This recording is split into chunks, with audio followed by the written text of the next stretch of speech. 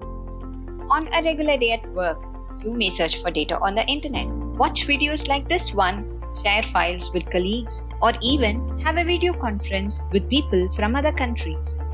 However, have you ever thought about what happens behind the scenes? Well, we are here to shed some light. Quite a few devices communicate to ensure that you have the best settings to remain productive throughout the day and that your collaborative environment does not get disrupted. Most devices in an organization are connected to a network that allows them to communicate with each other by sharing data. Having said that, what are networks? In a network, two or more connected devices transmit and receive data. You watch networks in action when one device calls another, requests information, and receives it successfully without any data loss.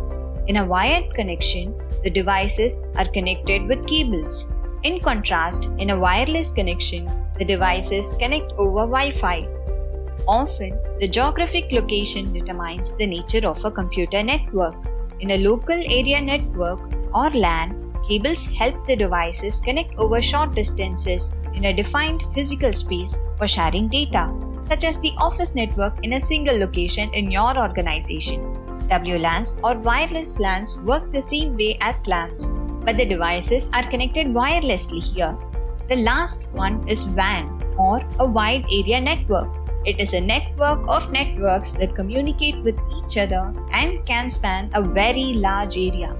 Can you guess one WAN you use every day? The Internet. It's the largest WAN that connects millions of devices across the world. There's another type of network we use day to day, usually when you try to connect securely to the office network from your home. This is called the Virtual Private Network or VPN in short. Though the devices may be connected over a public channel, a VPN provides safe access to resources via an encryption channel and is used primarily for remote employees. To recap, we saw what networks are and learned about their types. Talk to us if you have any questions. Let's start networking.